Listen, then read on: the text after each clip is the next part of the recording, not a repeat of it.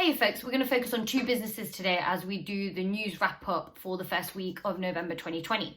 The first one is Sainsburys.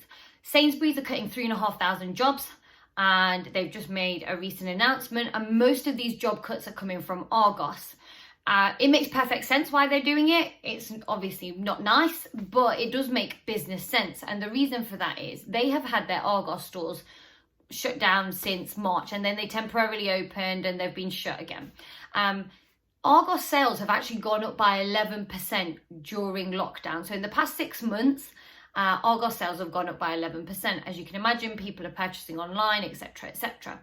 And they've still been able to get those products to their customers, whether it be through home delivery or whether it be through Sainsburys, outlet stores, etc., where they have the Argos ones inside there and you can go and do collection there. So it begs the question, why would you open those Argos stores back up if you're making more sales and you're also able to deliver them to your customers? The idea is that they will open up, I think it's 150 more Argos stores inside Sainsbury's supermarkets. And as a result of all of this restructuring, they're going to save £600 million, which is a lot of money. And they're going to use that to cut the prices of their products in Sainsbury's, because the competition from Aldi and Lidl continues to grow in other supermarkets, and they want to be able to compete on price. Now, I'm still questioning whether this is the way to go. Should Sainsbury's be competing on price? Are they ever going to be able to match the prices at Aldi and Lidl? How long are they going to be able to fund that price cut for? So these are all questions that we have to ask ourselves, and we're just going to have to wait and see. But things you can link to this in terms of your business spec: market mapping, market positioning.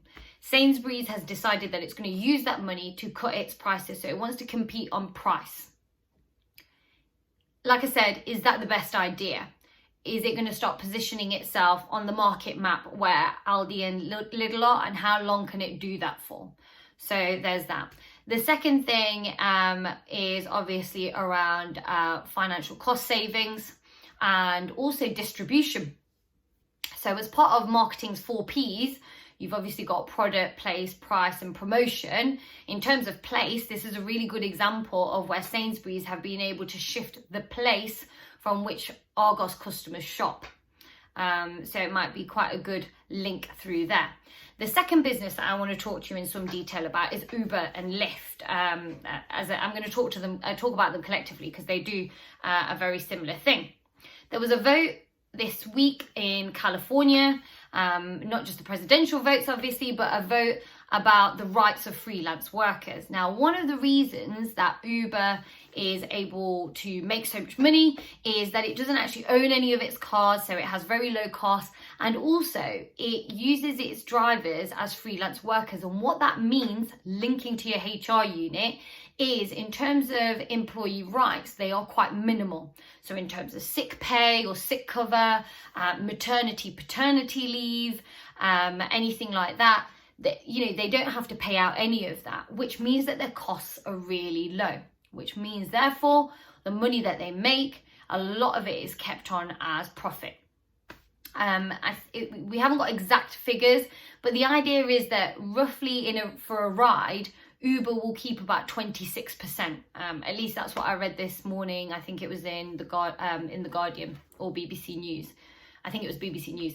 So they keep about 26% of the fee, and the rest goes to the driver. So they take quite a sizable amount, and they don't have to pay out for all of these other costs that a normal taxi company would, or any other business would for that matter, if they had permanent employees. They did spend a lot of money to convince Californians to vote that way. So I think the campaign was something like £200 million. So it shows you how important it is for them. Now, things that you can link it to in the spec.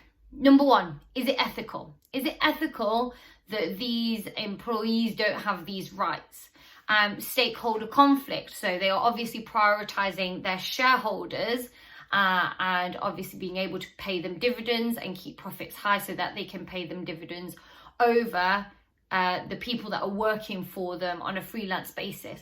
Now, they would argue that actually offers those freelancers a lot of freedom because they're not formal employees, etc. So you could argue it that way as well.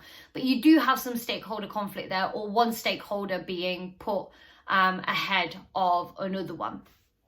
And you can compare that to other businesses that really, so such as John Lewis, for whom their employees are some of their shareholders, and how they prioritize them. So you've got businesses that are taking quite a different tack here in terms of managing their stakeholders. So you can link it to that as well. Other things, obviously, costs. You know, Uber can keep its costs very low if its employees are seen as independent freelancers, and therefore the impact that that has on profits as well.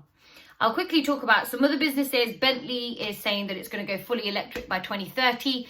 Not really amazing news. You know, it's not groundbreaking news. A lot of businesses are going electric or kind of, you know, hybrid. But it does beg the question that Tesla is really going to have to think about what it's going to compete on, as more and more businesses jump onto this idea of going fully electric and, you know, being environmentally friendly. What is going to make Tesla stand out? So that's something to think about. And Rolls-Royce, I told you about Boeing cutting jobs. Rolls-Royce has also announced that it's going to cut approximately 1,000 jobs because from the pool of people that make its aircraft engines, just because the demand isn't there during COVID. So that's a quick roundup for this week.